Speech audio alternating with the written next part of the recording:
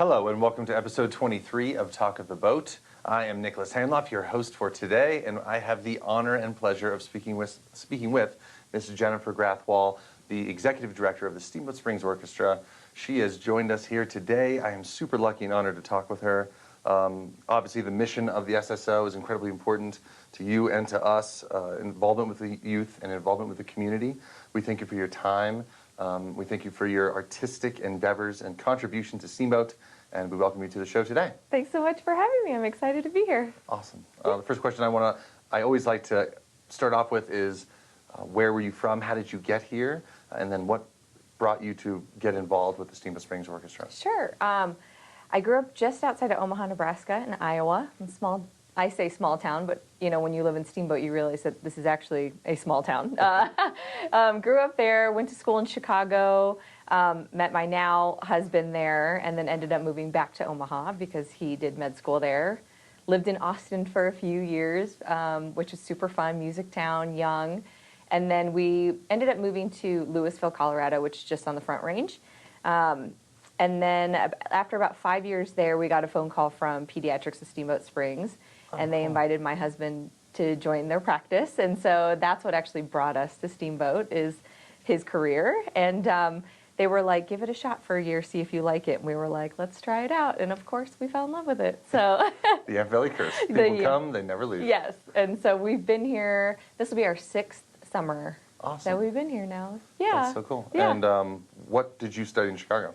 I started out in marketing and sports information. So I used to work all the big tournaments, right? So I worked for my DePaul University, and then I worked for Loyola. And then I ended up working for a pro sports company in Chicago. And I used to do things for like the Masters and the Final Four. We used to go to New York and shoot basketball tournaments. I loved sports growing up, so I really wanted to get involved with that. But then when I moved to Omaha, I kind of started moving into the nonprofit world. Yeah, kind of lay the foundation for that. What started you in the nonprofit sector? The sports is a wonderful industry to be in. Super fun, you know, fast-paced, all those things. But at the end of the day, sometimes I didn't feel good at the end of the day about like what I was doing, like I wasn't contributing back, you know. So when I moved to Omaha, I applied and I started working at the Omaha Zoo. And I don't know if you've ever been to the Omaha Zoo. It's like one of the best in the nation. It's typically ranked like that in San Diego Zoo. It's phenomenal. And I started working in their marketing and events department, and it just clicked for me. It clicked that I may not be a scientist discovering like new species, but I have skills that can contribute to making a nonprofit successful, right? I can get people engaged and get them through the door, or I used to bring like animals to the TV stations, like my favorite one was a baby orangutan with a diaper on that I took to the TV station. I mean, I was just in love. So what was the orangutan's name? I cannot, back then they didn't name them. They didn't want to name them human names to give them like those qualities, because then we'll sort of project things onto them if they have a name. But now that trend if it's is Steven or something. Yes, exactly. Yeah. But I do, when I dropped it off at the nursery, it like reached its little hand out to me, and so I just went like this, and it grabbed my finger, and it gave me a kiss. I'm not even kidding you. And I was like, I could die now. All right. Life is good. But truly, that's where I was like, wow, I can do things with my skills and my background for a nonprofit, and that sort of opened my eyes to all the different roles that people have in nonprofits. And I felt really good at the end of the day, knowing that like when I brought people through the doors to interact with animals, not only were they learning about conservation and supporting these things, but that allowed the scientists to go to Madagascar and, discover a new species of lemur, So like it just sort of clicked for me in that environment.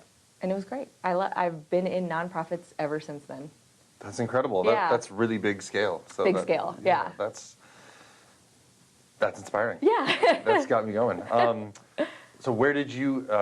You've explained your experience. What brought you once you're here in Steamboat? Your husband was setting up his practice. Yep. How did you get involved with the Steamboat Springs Orchestra?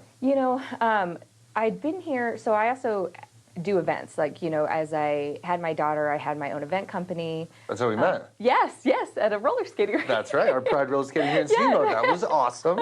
Thanks. I started my own event company, and somehow when I was working with nonprofits, a lot of my clients would call me and be like, I'm thinking about doing a beer festival. And I'm like, let's do it, So I had a few clients down in Denver. and then on the Front Range. And those clients also, I kept those clients, was working with them. And here in Steamboat, I started to add a few more clients on. So October West is that's a great client of mine. That's a nonprofit. Last summer, I did Art in the Park. And that got me really sort of interested in the arts community in particular. And I started working for Steamboat Creates and really got, invested in all the types of artists we have in town, the visual artists, the performing artists, the writers, all of them. And I was approached by the Steamboat Symphony Orchestra in about January, I would say, about an opportunity. They had lost their executive director over the fundraising season. Someone had given them my name, and I had coffee with them, and it was just a wonderful opportunity for me that I felt like I couldn't really pass up. So, no, I mean, there's only one in town. Yes. So it makes it really unique. Yeah, and the people around it are wonderful. It fit really well with our lifestyle and our schedule. So that's really how I got involved with them. They just called me. Tell me a little, I've obviously read about it, but I'd love to share with the audience, tell me the beginnings of the Steamboat Springs Orchestra in the early 90s and how it came about. Yeah, I find it fascinating. So there was a woman in town, Mary Beth Norris. She plays the flute. And she was a principal flutist, right? Yes. Or who at the time? I would have to double check that to be sure, but she's, like top of the line, phenomenal. Oh, she was awesome, yeah. First chair somewhere. Yes, she was, and she was like, we need to get an orchestra going in town. We need to do this. And so she and some people got together and started to find musicians. I want to say their first concert had maybe 14 people playing in it, nice. And just started to perform. And they had enough people to sort of keep getting that interest growing. And then around 2006, they got Ernest as the music director and conductor. And Ernest really, I think, sort of ramped it up next level, right? Ernest, he's been with, in Arizona. He's in Omaha as well as one of their conductors. He comes back and forth. He's got this, I think he was out in Philadelphia, I could be wrong. His experience is so vast. And if there's anything that Ernest is excellence. Yeah, he's intense. Yes, you can tell from this man that this is his passion. This naturally just breathes from him. He's just so good at what he does. And he started to make sure that Front Range musicians were allowed to perform with it. And so now our orchestra is 50 some people every performance, and it is just outstanding. I mean, everyone that is in the orchestra is incredible. It's the highest quality. Oh, we're really lucky. We're really lucky. Yeah. Yes. Again, how small the town is to still be a magnet for people to come in from outside the city is incredible that they're willing to drive over the pass and share their talents with us. And they love it. They love coming to Steamboat and performing. And they feel like this is their orchestra. They don't think of it as just like another client. Because a lot of them, they go to Wyoming. They go to other places to fill in. Are they resident somewhere specific? Yeah, some of them are. But to them, it is a total treat to get to come up to Steamboat. They love it here. And a lot of them have been doing it for, 10 plus years. So they feel like it's their home as well. Oh, that's pretty cool. That's awesome. And you didn't happen to cross paths in Omaha with Ernest back then? Or? No, and it's funny, now that we've talked to each other, how many times our paths have sort of crossed with us actually meeting. He studied Taekwondo for many years. My stepfather was a black belt in Taekwondo from the same Master Kim. When I was at the zoo doing the gala, he was there, their company performing. It's very strange that we've never actually met. That's fate. That's really cool. It's fate. Yeah. That's really cool. Well, incredible. How would you describe the mission of the SSO, especially since Ernest has come on, or since it's evolved since the early 90s, and how it is, involved with the community and how it's going to continue to move forward in the future? Yeah, I mean, we just finished a strategic plan, but I think at the heart of it, the mission didn't change much, right? It's to bring innovative music, accessible music. We don't want people to be scared of coming to the orchestra because they think it's classical and it's stuffy and they're not going to understand it. And then we also want to make music education available to all ages. Those are our top priorities. And Ernest is really good about that. He's not scared to go and do Star Wars like he did on our last one. May the 4th, yeah, totally. So the first part was very traditional, but then he brought in this second part that engaged a whole new audience that came, families, little kids, and it got people really excited about coming to the orchestra and realizing how inspiring it can be by the time you walk out of the room. So that's what we want. We also want, a goal of ours is to meet people in Steamboat where they are, right? Ernest is like, you put me anywhere, I'll play. He's like, put me in the tennis center. He's like, put me at the base of Hallison, I'll play anywhere, wherever Steamboat wants me to be. And I think that that's how we look at it is we don't just have to be at strings. We love strings. Obviously, it's beautiful. It's outstanding. It's stuffy. No, I'm kidding. No, but it fits a certain It's type, traditional. right? It's like a very, it's a beautiful presentation of what some may argue may be one of the original art forms. Yes. You know, I mean, yes. we're talking 1600s. My right. children listen to something, and I'm like, that's from 500 years ago. Yes, you know, right? like really cool. Yeah, we are willing to go where the people are, and we want people to just enjoy music. Yeah. That is great. Yeah. That's great. What do you see as your role in providing the service to the community? You know, my role, I think, is to make sure that I am communicating with our community, that I am connecting people to the messages that Ernest is bringing to life. You know, he's just full of ideas, right? You know, and he can make anything come to life. And to me, it's to engage, to connect the two, right? His work and have them understand us. And then also listen. I think it's really important that we listen to what does our community want. You know, because he travels back and forth, I'm the one here. So I can really understand that, you know, families, they do want a matinee Christmas performance because it would help a lot during the holidays, right? Instead of being 7 p.m. That's totally. hard. You know, I can get that feedback and say, hey, can we try this, you know? And just, you know, be that connecting piece, I think, for the board, the staff, the volunteers, for Ernest, and make sure it all sort of meshes together. Which is not an easy job. Sometimes, no. You know, there's 50 people. Like, what is your support staff? Or is it, I mean, on the website, I didn't see too many other people other than you and Ernest. Yeah, Ernest is our music director and conductor. Teresa is our education master. So a lot of people don't realize we actually fund and pay for the high school orchestra in town at the schools. So that's a big chunk of our budget is going in to make sure that children have access to music education. Because a lot of times, if you don't have high school or orchestra experience, you will not continue on to be able to go to a college and then, you know, a Philadelphia orchestra. So we really are sort of that pivotal piece, particularly in this area. There's no other orchestras for children that are pretty serious about that to continue their studies. So Teresa handles that. She is in the classroom. She is the one who works with the students. She's also our concert master, which is a role within the orchestra. We have Jessie Berg, who's a local instructor here in town.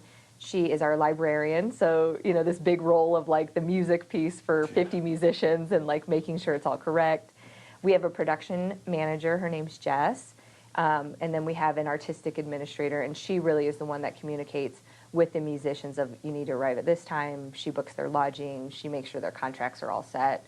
So I do have a wonderful team that sort of makes sure everything flows really, really well together. Yeah, that library piece is really interesting. Yeah. Which brings up the question: how many, you know, different instruments are within the orchestra? Great. Yeah, it depends on the piece that Ernest pick, right? So some might be a little more brass heavy if needed. Some we may not have as much brass. Piano, yay or nay. You know, it kind of depends on the piece of what that orchestra is going to look like. How many times a year do you do the full 50? We do 3 concerts a year. So we do fall concert in September, the holiday concert in December, and then typically end of March or April for our spring show. Oh, that's really cool. So you're kind of in your planning session right now, right? Yeah, and we've started to add on a little, like we're doing some small ensembles at the Botanic Park for free. We have one tomorrow night. And then we're going to do a collaborations with the Humane Society in Snowball in September and do a performance out there. You know, like I said, just trying to engage on with their the stage. Yeah, on their stage. It's like brass. And the Humane Society, I sit on their board. They'll be unveiling a community mural that night. With pets. Where's their mural going to be? I think it's going on the side of one of the building. Okay, and on the Humane Society. No, at the Snowball. Oh, it's Snowball? Yeah. Oh, awesome. Yeah. Through Steamboat Creates, through that program that they have? With the Humane Society just and Snowball got together, and they said, right. submit your community pets. We want to see community pets here. They mean a lot to us, so. Oh, is it going to be like pets on the wall? Yeah, you can submit your pet, like local pets. Oh, really? Yeah. If you do you have a pet? We can get it in we there. We did. We do now, I guess. We had a dog. She passed in 2020, but we have a leopard gecko that my children just got. Oh my gosh, so cute. They love her. Rex is her name. Maybe we can sneak Rex in. Yeah, they're unique. They're Yes. definitely interesting, those little grasshopper eaters. Yeah. Well, excellent. What else did I want to ask you? How many, I already asked that. One of the pillars of the Steamboat Springs Orchestra is immersive education for the youth in the community. And I wanted to know, beyond the getting into the community and teaching it, like, what is the response that you're receiving, or like, what's the track for like a child to move through to participate in a college symphony orchestra? Yeah, like you're talking absolutely. About? Yeah, obviously music education is super important to us. So here in Steamboat, you have private instructors, which a lot of people obviously use. And then, there's one school in particular, the Steamboat Mountain School, that requires their students starting at kindergarten to play a string instrument. So we work with both the private and independent schools and the public schools. So the instructors get together. So what our immersion weekends do is allow the opportunity for, say, if you do private lessons, like my daughter does private violin lessons, it gives her an opportunity to perform together with other kids that are also studying. So we do immersion weekends in October and March, and it's a Friday, Saturday, Sunday. Sunday they end with a concert. So she's getting to actually not just practice by herself and do her usual solo recital. She gets to sit with a full orchestra and learn how to play with other kids. And then sometimes they'll break them out into small ensembles, all of that. It gives them that just another different experience. It's incredibly challenging to play. I watch my daughter in her piano lessons play with the teacher, and it's just a total different dynamic. It's making their brain work in a different way. Hearing your own parts. Yes, and and that's then incredible. So Ernest right now is actually, we decided to add on an immersion week this week because there's not really anything like that in Steamboat where it's a string instrument where you can immerse, kind of like a camp, right? Oh no, we've got the Yampatika outdoor camps and the soccer camps. So the art camps, the hockey camps. Yes, girls skateboarding. I mean, we have all kinds of things. So we realized that there was a gap for that. So this is the first time it's been back in a few years. And they're doing that this week. A lot of times, our kids, there's a Suzuki Strings camp in, I want to say Aspen. Most of our kids go there because there's never been anything here. And sometimes that's what happens to the kids in the arts here, right? Yeah. We ship them off to LA for an acting class. We ship them off to another community. But so we have that going on. And I think, education also, these immersive weekends also sort of, we've heard this from students, it helps the kids sort of find sometimes their people, right? Because maybe they're not great at sports or maybe they're not into art, but like they're into their music, and then they find this community where they feel safe and they feel like they belong.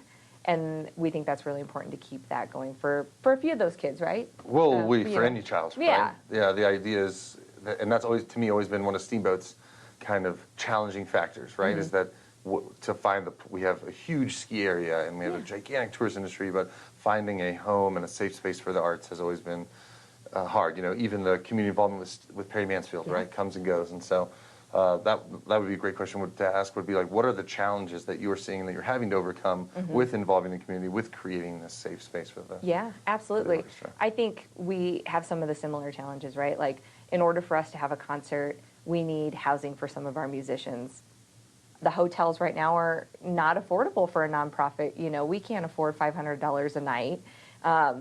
That would just throw our budget way off. So we rely on local people to donate, rooms in their houses, things like that. We always want to make sure that it's affordable. So we offer scholarships. If anybody wanted to figure out a way to play and learn, we would fund that, right? A child, we would figure out how to get them the instrument rental. Like sending them to a different place, or no, here, you know, and we would connect them with an instructor and make sure that they felt that they could participate. Immersion weekend, we would make sure they didn't have to pay anything. We don't want to have any barriers for students to want to participate, and so that is why we fund the high school orchestra. We didn't ask the school to do it; we're doing it. All of those things they're. So do you provide all the instruments to the high school orchestra as well? I think that they get their own, only because students continue to grow, so the instrument size changes. Totally. Hopefully by high school they've sort of figured it out, but every few they years. Haven't grown too much. Yeah, exactly. Like my daughter's first violin was about this big, and we would always be like, so cute. Looking back on that now, those little ones, those little tight violins are hilarious. Yeah, I mean, I think another challenge is, obviously we have Perry Mansfield, which is historic, and it's beautiful, and it has this like legacy built around it. It's beautiful. Strings is beautiful. Hopefully the Chief, when it is back and renovated, is beautiful. We're waiting for that. The problem for us is we're big. We are not small ensemble, so all the stages are honestly too small for us. But we make it work because we love it, and someday we'd love a performing arts center, right? So I keep hearing rumors. I would love it. They're working on it. Yeah, Danny McKinley. Yes, I love Danny.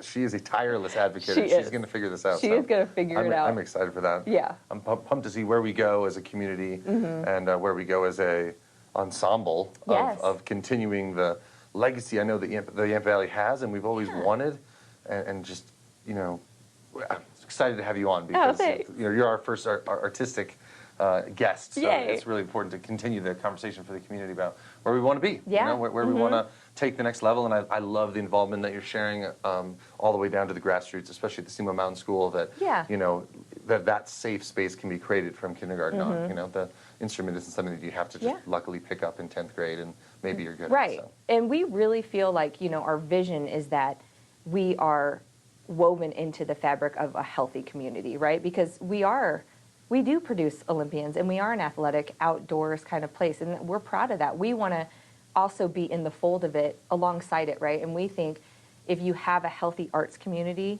as well, alongside your athletic, that is the most healthy community. Because when you don't have arts, I don't know how healthy you truly are, right? Yeah, the soul, you know, is the. I mean, have you ever seen Chopin play piano? It's incredible, right? There's a lot of athletic ability it takes to do that. Well, that's incredible. So yeah, coming into the fall, what shows do you have coming up? Yeah, we have a show September 17th and 18th. I think I have that date right. We're actually bringing in a pianist from, oh gosh, where is he from? From South America. His name's Walter Morales. And we're teaming up with opera. Opera is helping bring him in. It's going to be Beethoven, All Hail the King. And then the second part will feature a little bit of Jurassic Park. So we're kind of just infusing that. The holidays will be... Which should be John Williams, right? Yep, John Williams. You got it. Yep. Oh, yeah. I like his music. Yes, he's phenomenal. Soundtrack, maestro. Yes. And then December, the first weekend in December is our holiday show. So we're going to do a Saturday and then a Sunday matinee, which will be new. For maybe if you have those really little young kids, but you want to introduce them to... And both shows will be at Strings? At Strings, And then in April, we will have our spring show, which we're really thinking is going to be sort of centered around environmentalism and the environment, and what does that mean, and connecting with some groups here in town to kind of participate with us. And then we're going to host our first gala in January. I'm really trying to do a Bridgerton theme, but I don't think... where is this? Are you allowed to share like where it is or how it's At the library, actually. We're going to use their space. Okay. Yeah, and we want to... It's like going to be fancy and fun. Yeah. Well, we would love to be a part of that. Yeah, volunteer bartenders. Okay. Yes, perfect. Okay. We like to do that. We do the autism ball too. Oh, you do? It's a big deal. Yeah, we like to contribute our time. Oh my gosh, we would love that. Yeah, let us know how we can be a part of it. Okay. So that'd be really fun. Well, that's exciting. And you know, one of the final questions I have for you is, what inspires you the most about what you do for the SSO and also being a community member here in Steamboat? Yeah, I think anytime I see people leaning into something that fulfills them, that's inspiring to me, right? I walked around Art in the Park this weekend, and you can see the people doing the work at, you know, painting right there, and they're just in their zone, right? How they call that. And when I see Ernest working, when I see Teresa interacting with a kid, and a kid gets it, and they light up, you know, and then they continue to play. And watching my daughter, you know, they do the Suzuki method, so that it's just by listening. They just want them to listen. Like, she's just now starting to read the music, and this is her, third or fourth year. Wow. Just when it clicks, and you see that in a kid's head of, oh, I got it. That inspires me. Even when I see, you know, people racing down the mountain, doing these amazing things, or flying through the air and jumping off, I'm inspired, you know, by everything in Steamboat. People here are, Ernest always jokes, he's like, you guys in Steamboat, it's like, oh yeah, I'm a writer, and I'm an artist, and oh yeah, I'm a business owner, and I'm a, you know, you're like, you guys are all these things, you know, you're just the most dynamic community, and I think that's true. We are. I feel like COVID really expanded that view too. Like it really brought in a lot of people that hadn't necessarily seen this as a place where they could live and work. Right. And now that so many people are working from home, it's really emboldened our community to hopefully to become involved more and more in these artistic causes, especially. Yeah. Or please. Yeah, please. You know, and or to remember them, because like you said, the ski areas are big and in your face, and they're right there, so they're not hard to forget. Right. But there's that real delicate side of our town that continues to need people like you and continues to need organizations like that Steamboat Springs Orchestra that is fulfilling the mission of our town, which is to bring up our next generation in a really wholehearted, like whole person kind of way. So yeah, absolutely. that's incredible. Yeah.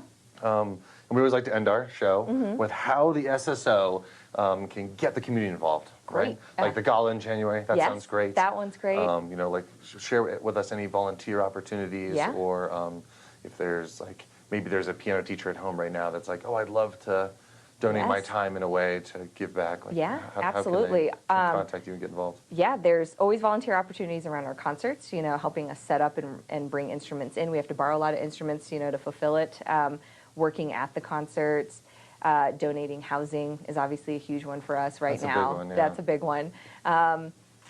Let's see, what else? I'm trying to think of the other funds we have. We have a Kathy Craig Education Fund right now that will go straight towards education. Last year we gave our first 2 scholarships out, like for a high school student that is continuing music education. So, is that an application-based or merit-based? Yeah, application and merit-based. So we just want to make sure they're obviously continuing it into college. That's awesome. Yeah. Oh, like for the graduating seniors? Yeah, for graduating seniors. Oh, yeah, that was our Where first did those time. 2 kids go? They young man or Berkeley woman? College of Music for one, right. and then the other one went, I want to say USC. I could be wrong, but yes, so just like what did they play? Phenomenal. One actually was piano, and then one was flute. All right. Yeah, yeah. Those are great ways to get involved. Obviously, come to our shows. That's always great. You know, bring a new person, maybe somebody that's never seen the orchestra or never seen a symphony. Come. Spread the word. Yeah, spread the word. Come to the shows. Do you have like a website that we can connect people with after the show? Yeah, steamboatsymphony.org. Awesome. Yeah. And there's a place to donate or yes, we donate, get involved. volunteer. Is there an email sign up? Yeah, info@steamboatsymphony.org is the best email for that. Yeah, and you mentioned like, you know, if you're a teacher, if you are somebody that plays an instrument in town and you want to audition, we hold those once a year. When, you know, there's a lot of new people in town, and we've had a few emails of saying, I've got all this experience. We want the community in our orchestra. So if you have the experience, please contact us. That's really that's awesome. Do you play anything? I wish. I a little bit of guitar, and I'm learning piano since both my kids are learning piano. Great. So but chopsticks I don't think would go so well with the orchestra, but you never know. Maybe we could feature you. I don't know. Real simple right hand, left hand, but we're getting there. We're getting there. Well, that's incredible. Yeah. Again, thank you for your time today. Thank you. I'm just enamored and like totally in love with the idea that, you know, being born and raised here, I've always held Steamboat in a really high esteem, but to know that we're like continuing to push the boundaries on higher level art is something that really changes the dynamic of our town, you know, and it's going to attract more people for both the tourists and the resort, but also for our heart and soul, you know, and for the pleasure for us that we get to enjoy here as well. So you're absolutely right. Jennifer, it's been a pleasure. Thank you so for much. having us, and thanks for doing this. It's so cool, and to get to know the community more. Oh my gosh, it's such a pleasure. Yeah. I hope you have a great rest of your week and Thank you. Enjoy your weekend. Okay. And best of luck with the 2 fall concerts, and we will be looking forward to your January gala. That sounds awesome. Okay, great. Thank right. you. And I want to thank you for joining us as well for our episode 23 of Talk of the Boat, and we will see you next week right here, same time, same place. Thank you, and take care.